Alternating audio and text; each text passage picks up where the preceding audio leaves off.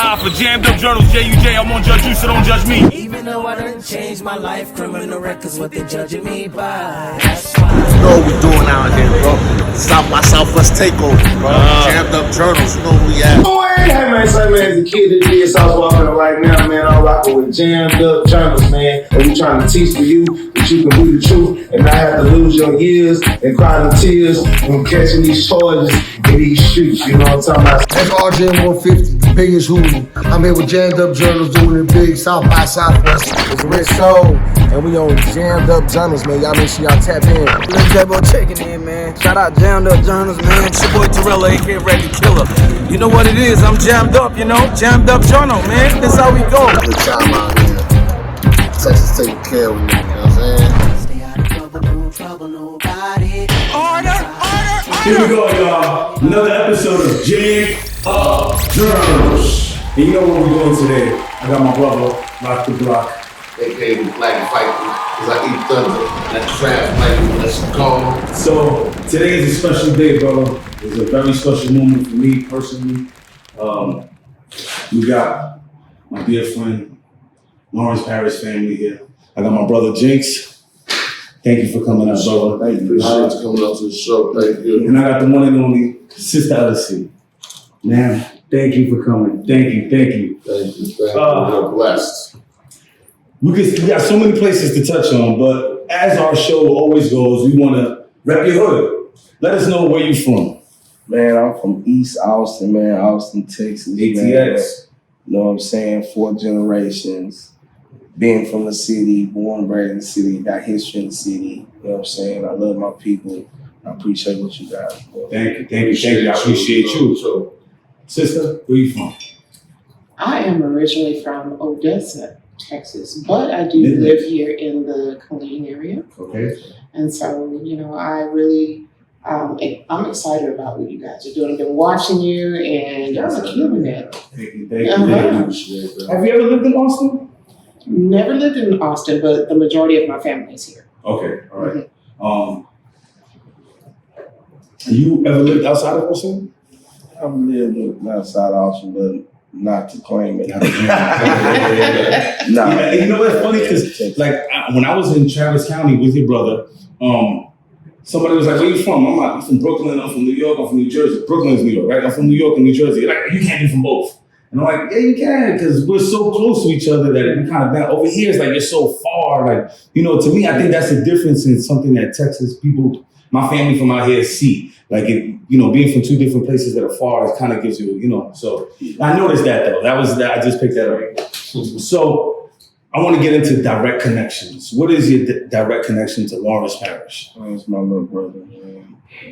Same mama, same daddy. And, my lifelong partner. Mm-hmm. All right, so 2 years apart, right? And he's 2 years younger. Yeah. All right. And you, sister? I am cousin. We both have the same uncle. Okay. Same uncle on what side? On my daddy's side. And his? I don't know. That's why we need to have family reunion so we can figure out this bloodline. Yeah. Okay, but we know that this bloodline. We know the bloodline. On another tip, I know Pickle used to do this music thing really big for the city. Yeah, man. Big for the state. Yeah, man. He our young dog for Austin. Explain the connection with that too. Man, he our young dog for Austin, man. Pickle is our young dog for Austin, man. One of the only artists to ever really just do it the way you want to see an artist do it, you know what I'm saying, when it comes to grabbing a torch, getting in position, and then bringing people on. You know what I'm saying? The industry could be a lot better for us if cats would get on and then bring other cats in and say, hey man, like for instance, Hurricane Chris, when he was out, like coming out of Baton Rouge, he was the biggest thing. You know what I'm saying? He was one of the biggest artists at that time in that era. And the first thing he did was like, hold up. Like, Boosie is the nigga in the streets. You know what I'm saying? Like, I can't even do this respectfully because the nigga that's really doing this shit and was doing this shit in the city who inspired me is this man. So let me bring him on, put him on a record, get his shit out there, get his name. And now we was on Zoom, Boosie. You know, so bam, now we got the world introduced to Boosie, right? That's just how I felt as far as when you come and you see cats coming out of the same region and shit. And I like to see more of that out of the city. But Pickle was that. He stood for that. You know what I'm saying? When we jumped out there and Killer Click Music Group, you know what I'm saying? We set a lot of trends, but not only did we just say trends, but we set a standard of how you're supposed to do things, how you're supposed to incorporate yourself, how you're supposed to do business, how people supposed to, how if I'm in New York and it's like, okay, yeah, my city might have some shit going on, but I'm never down or say anything as far as like, I don't fuck with these cats. That ain't even none of y'all business. You know what I'm saying? So it's like, we was always good at that, and then bringing people together, bringing producers. Purple K, he come out of Killer Click. Austin Martin come out of Killer Click. You know what I'm saying? We working with DJ Miss. You know what I'm saying? These people are already grabbing Grammys and everything. Yeah, we was just with them. Yeah, he doing Migos. So you know what I'm saying? These boys come right up out the kitchen with us. You know what I'm saying? From the ground up. And so we did everything in-house. You know what I'm saying? Really branding ourselves, really putting ourselves out there, really. Was one of the first ones really bringing the game with self-sufficient. Just self-sufficient like the whole 9 yards, you know what I'm saying? And Pickle was always open. Pickle, me and Pickle was like a pimping bun of the city, you know what I'm saying? And Pickle, I was more like pimp, man. I was always like, nah, fuck them nigga, I don't really need that nigga type shit, you know what I'm saying? We good, nigga, look, we got cash on deck, you know what I'm saying? And people like, man, here you go. Look, man, we got to work with everybody, bro. You tripping, you tripping, bro. This gonna put us on the map, man. We going to H-Town, we going to Cali. I'm like, man, them niggas don't even fuck with us like this. No, bro, I'm telling you this what we supposed to do, man. It was a good balance. It was a great balance. It was a great balance. To tell you what it was. Like, that was when I look at stuff, you know what I'm saying? Like that is just how we I can compare our relationship, but even deeper because we really blood brothers, you know what I'm saying? So it would even go even more. We could argue for hours and never not love one another, you know what I'm saying? And that's what I do with my cousin and my big brother. We argue for hours and they get at me, I get at them, but it's always love. Love is right back there. I was talking to some artists today. Remember earlier today, Rob, we was talking to somebody. I forgot what it was, but we said something about like, I had no fear of talking to another artist to be like, oh, I love your music, it's great, A lot of people, I feel, have that ego that doesn't allow them to go give somebody some respect. That was something that Pickle was breaking the barrier of that. Like he was like, I don't have to deal with my ego. I'm telling them that a lot of artists are like that because the hunger that they use, they try to use it as a thing to make them feel like I'm better. So nobody want to give the next man his recognition because he feel like putting him over you. So that's what it is. But you gotta have people you gotta have respect. With the business. Get respect. Yeah. You gotta have people around that's really in tune with the business because that's how you that is what a nigga talking about, because not only was we on some artists, we was doing business, bro. You know what I'm saying? Which is both. A lot of artists have to make sure that they get a lot of people around them to do the correct business. You know what I'm saying? Me and Pickle was going in as juggernauts. You know what I'm saying? Like I'm gonna do the business, and you get on the front end, man, and you fuck with it. Yeah, because he always was like that. Now, sister, let me ask you, how deep of a fan are you for hip hop music? Oh. Dude. Okay, so I know I'm a little old school. I'm old school too. You're old school? Just going all the way back, I was that person that was out there with the Eazy-E pants on and everything, you know? That was my time, but I love hip hop. When did you fall in love with hip hop? From day one. Who was out at that moment? Who was out? Let me see. This is you in Odessa, Texas, right? Odessa, Texas. You know what I mean? Grandmaster Flash. Oh. Okay. And then in my high school time, I started getting into the Kid Play thing. Okay. And started getting into the Dougie Fresh thing. And then, do you remember Nucleus, Jam On It? I do. Jam On It. What you know about Wiki Wiki? What you know? So, you know what? I love the way that you just did that because I just had a conversation with Cosmo D. So Cosmo D, I lived on the same block as Cosmo D. A few blocks up from me lived Hakeem from Channel Live. All we do is spark madism. Wake up in the morning, got the yearning for herb. So he lived directly across next to me, like 5, 6, 10 houses, something like that. Directly across the street from him lived Cosmo D. from the Nucleus. And his little cousin is King Just from Staten Island that did the hey y'all, ho, hey, yeah. So and what I'm waiting on it, we're gonna edit this shit together. So I got Cosmo D to do the Jam On with Jammed Up Journals. So I'm waiting to see that footage to come back. But that's why I was like, I'm going back to it a little bit, you know. And my conversation with him was about the Wiggy What. Yeah. Yo, Stone, so he knows everybody. He's got to be knowing everybody. I'm sorry. I talk. So it was like, you know, do what you're good at. So I was like, you make a talk show. Yeah, I talk. Hey. Yeah. Did you ever get a chance to get into Pickle's music? Just a little bit. At the time, I came into the picture. He was ready to get back into the scene with Jinx and himself. They wanted to get some things going.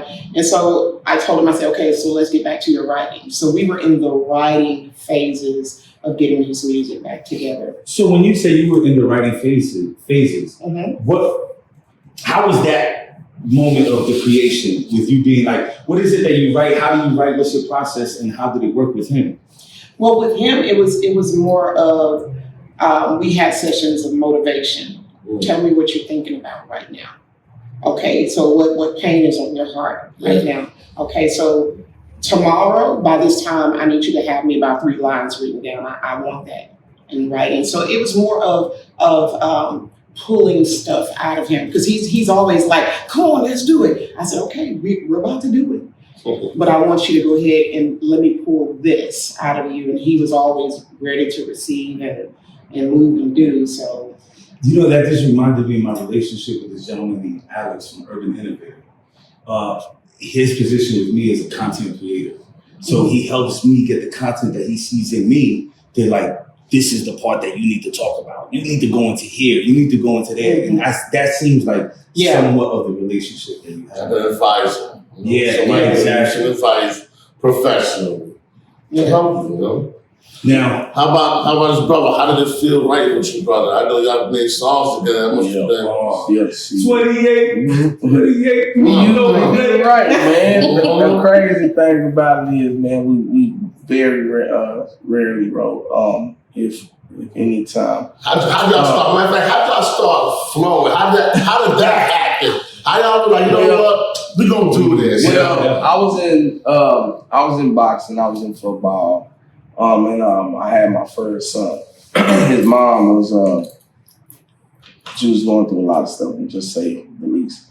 She gave me my son in 3 months, and I never seen her again. Wow. And so I forced me to kind of like move some stuff away out of my life. And so since sports and stuff wasn't going to be a part of it, I had to start thinking real quick what we were going to do. My brother had been, he's one of the people that I call like pure artists. Pure artists, like they probably would have started at 4 or 5, 3, 2. Like that's how you know pure artists. Like Lil Wayne. As soon as you can talk, like rapping. So my brother was like literally rapping, making whole songs and anything. And you know his son is like that too. Yeah, like before he was even in first grade. So like, and this is way back in the 80s. Like, so it was fucking me up. Like I walk up on him and he'd be like, bro, listen to this. And I'd be like, you know how to rap? I'm like, nigga, you don't even know how to read. How the fuck you know how to rap? The word that sound. Yeah, I'm like, bro, you don't know how to write, you don't know how to read, but you know how to rap. You good motherfucker. So you know that was his dream, man. Be like that, get-go. Be like that. That was his dream from the get-go. And so, man, one day I stepped to him. I said, man, I'm gonna hit these licks. I'm gonna get this money. I said, nigga, you really want to fuck with this music? I'm down with you, man. You know what I'm saying? I don't really like that's not my dream, but I know how to. So I'm gonna shit together. I'm gonna put some shit together, and I'm gonna come in there and I'm gonna come hard with you. But my whole thing was to be like it was as far as us growing up. My brother was always really, really loving, really, really open, really, really accepting and receiving of any kind of person.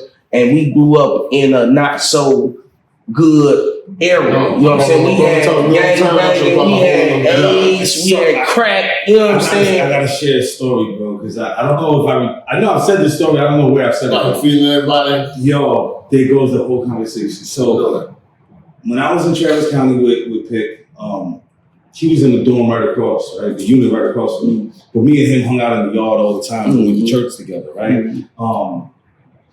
The people from the other pod with him, with Pickle, would tell me, they were like, yo, this nigga, he's just like open fridge. Like, yo, Pick, let me get a beef stew and a couple soups. Hey, go in the room. A beef stew and a couple soups is a lot of money. You know what I'm saying? Like, that's a lot of money. He's giving out canteen like for no, if you get a high C little packet, all right, let me get a shot of turkey. All right, this guy was, and you was taking care of a lot. I know it was you. But so what I want to mention is before I even lose the thought, he was super loving, and at my moments, at my darkest in there, right? Because I'm not from Texas, so I wasn't getting no visits for sure. Yeah. Everything that I owned, I lost. So I was in there in a kind of dark place. Yeah. And Pickle would lift me up. Yeah. I'm talking about, bro, when he would lift me up. Yeah. Man, he gave me so many compliments and would kind of give me wisdom. And it's always me giving wisdom to others. Yeah. And he was younger than me, giving me the wisdom that I was like. You got to sit back and you got to think about stuff that he said now that he been moved on. And I'm not capping. I'm not saying this. I'm not saying this for the game. You be like, man, he was teaching me how to be more forgiving. Yeah. Man, you talking about somebody got shot 12 times, got shot in his eyes, his nose, his mouth, both his hands, 3 times in each other's shoulder, close range, with a Glock, shotgun, and a rifle. There were 3 different type of guns and different type of bullets going through my brother's body and skin, man. Right. And you know what he did when he got up? Don't hate him, bro. I know how he is. I know you'll go kill him, but don't kill him. Everybody made mistakes. God good. You gotta forgive him. You can't win this war with hate. This is what coming out his mouth. You think I ain't know how many thousands of people he was gonna touch in that prison system, in that jail system? You know how many niggas go in there thinking they done lost it all?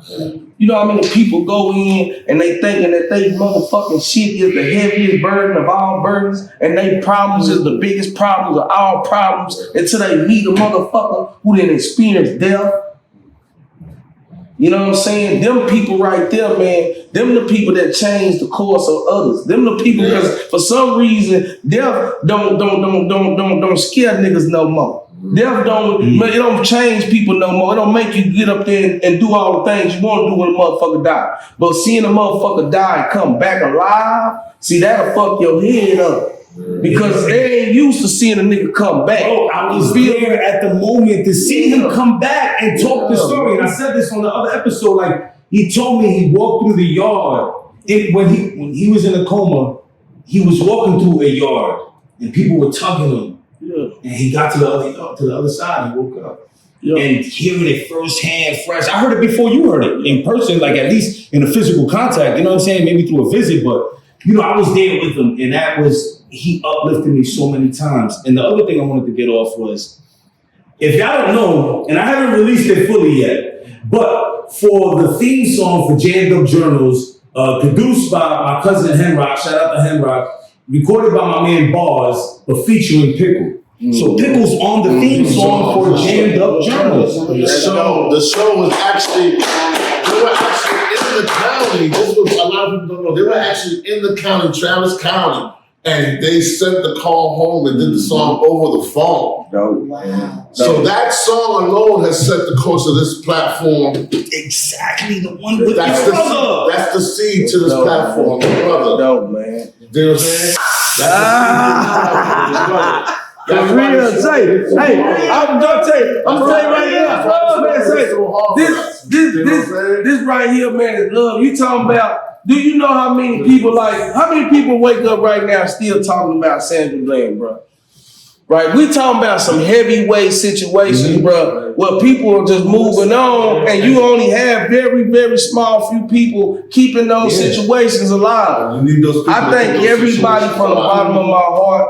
I thank you, brothers, from the bottom of my heart. I don't even know how to put it in words, bro. This is a situation that has been going on since 2017. Since 2017, and we still talking about this situation. Wow. On top of the fact my brother just passed, so he lived for 5 good years after that. You see what I'm saying? Incident, and then tragically died from the same bullets that was still close to his heart and his lungs from the actual shooting. People still ask me, am I going back to court? Am I going to do? Let me tell you something, man. I got to have my brother back.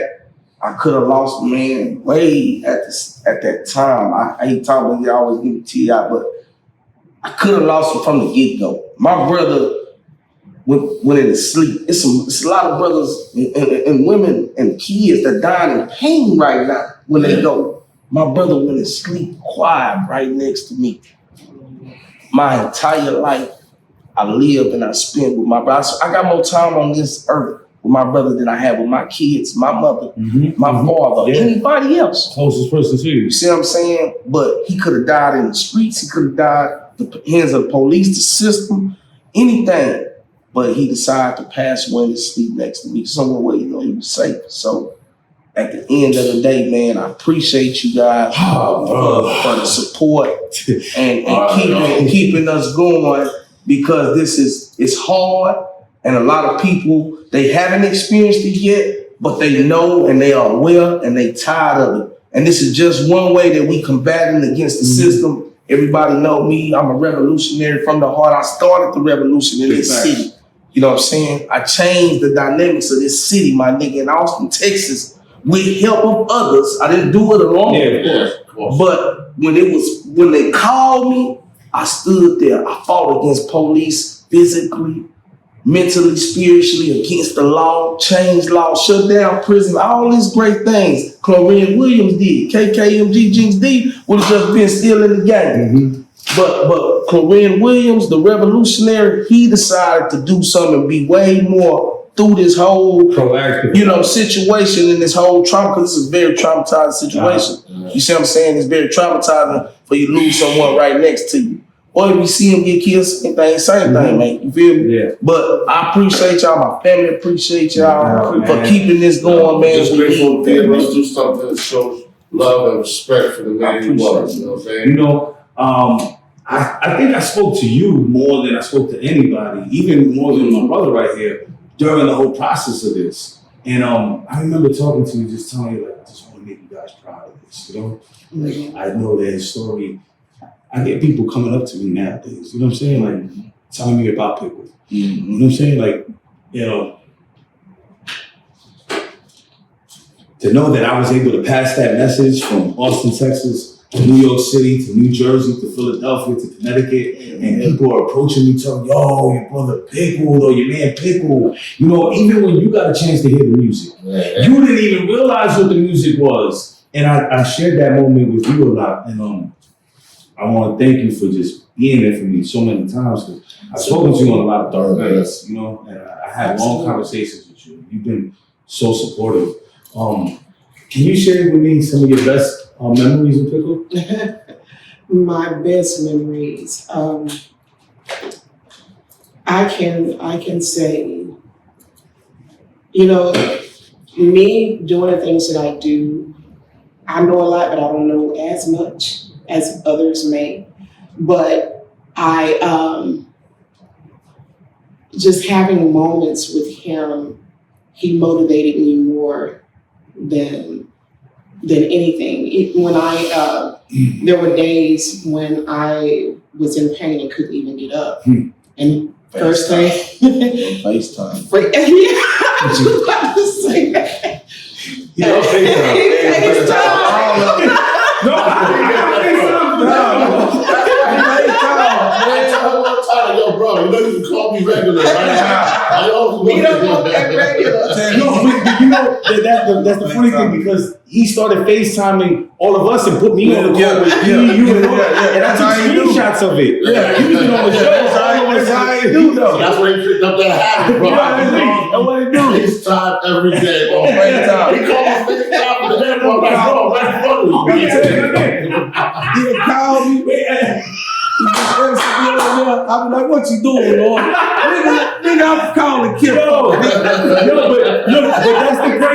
the look, that's the crazy thing though, because that's what, since me and Pickle both love FaceTiming, we used to FaceTime each other all the time. Yeah. So I got FaceTime screenshots with me and your mother, FaceTime shit with Pickle and my mother, you know what I mean? So we was on the phone all the time, like, yo, bro, what you doing? No, that FaceTime was really, it was golden. Now I know where that comes from. I be like, bro, like, yo, go to the bathroom. Be like, call you back. Like, you want to I need to leave you alone. For me, it call me back.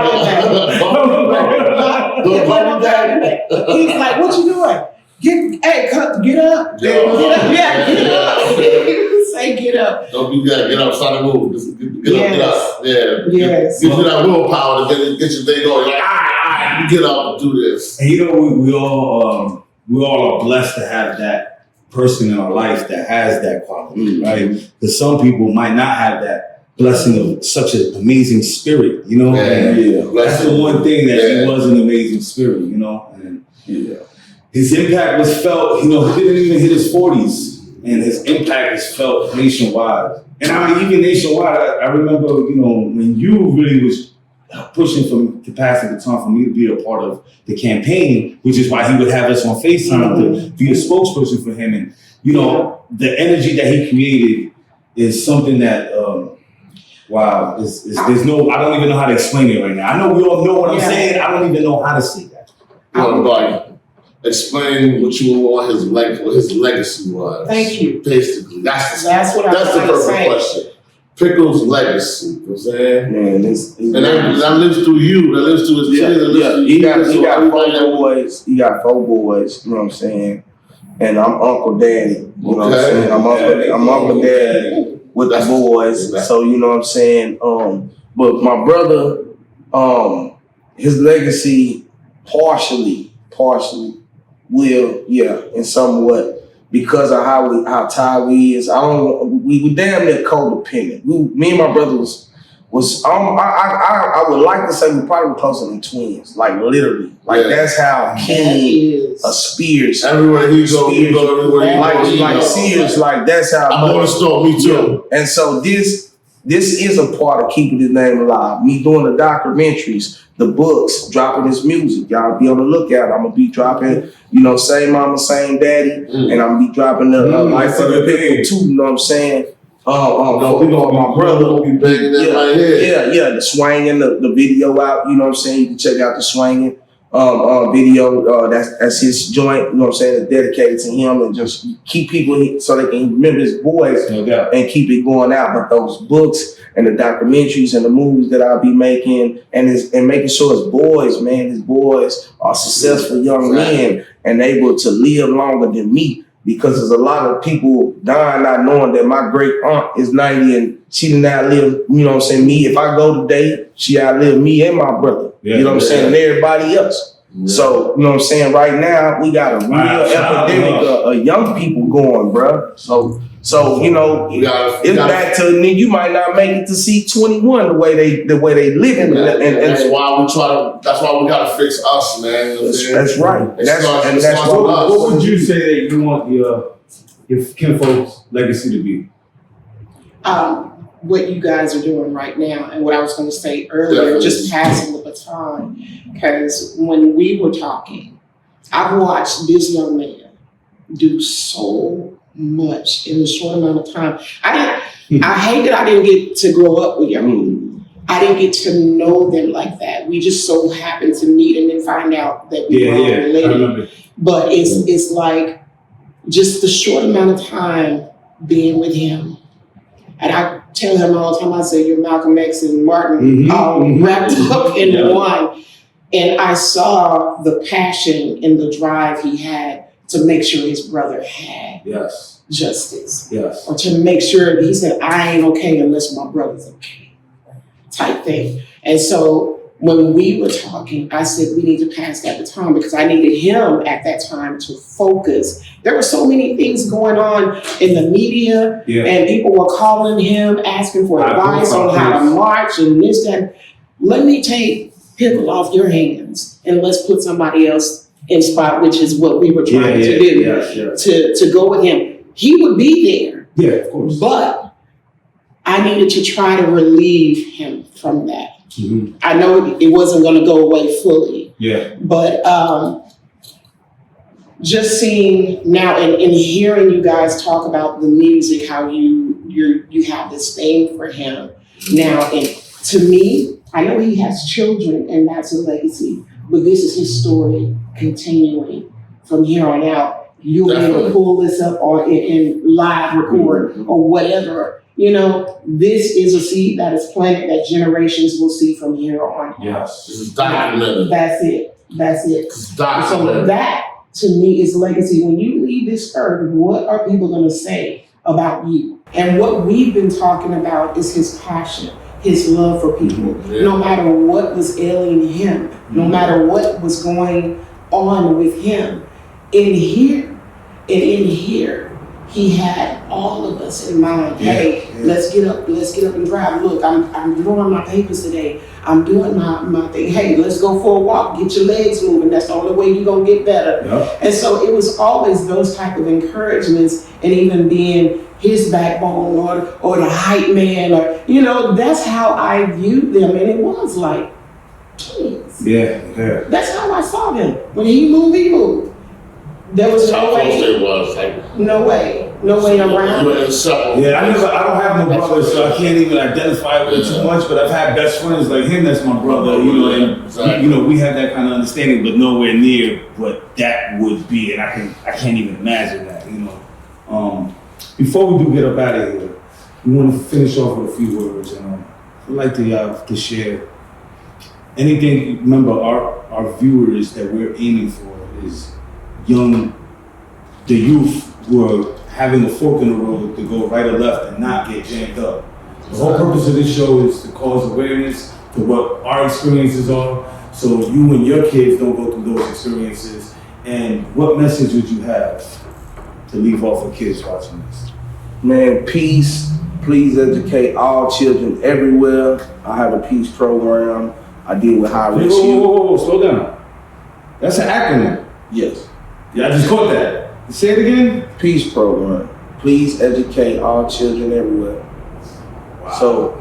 So, I deal with high-risk teenagers, but my message to you youngsters, man, is to get around some very positive adults. Yes. And listen. Be willing to listen. Be willing to listen, look, and learn, and observe. We have plenty of opportunities that wasn't available for me when I was younger, especially when they were younger. You guys can get money before you can get out of high school in sports. Yeah. So you gotta take a lot of this stuff a lot more serious, a lot earlier now because of the opportunities that are for you. Exactly. But don't rely on one form of education. I must say that because our schools are failing our children at a very high rate, and it's not just in Austin. In the dynamics and the data, once you look at it, everywhere, in every city, the black bodies are getting the worst end of the school system. They are being suspended higher, they are getting a lesser education, and they're less likely to even perform well. And this gotta stop. And we gotta take hold to it, take responsible. But I do want you to know that there are more ways to be educated.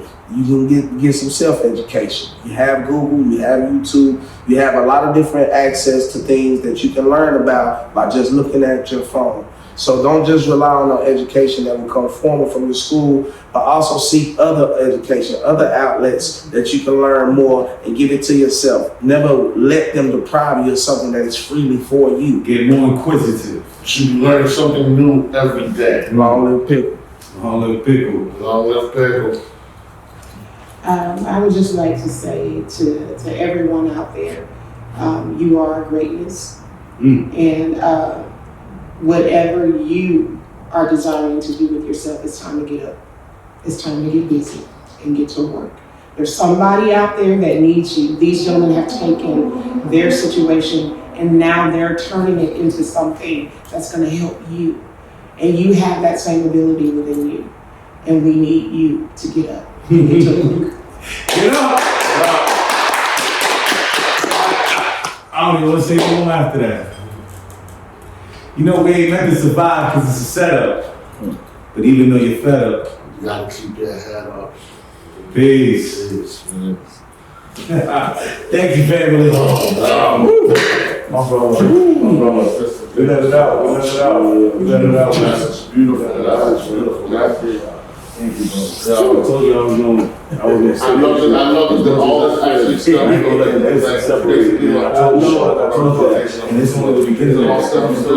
Yeah. You told me that the word up north we don't say jammed up, we say locked up. Yeah, so he told me that jammed up, that's what y'all say down here. That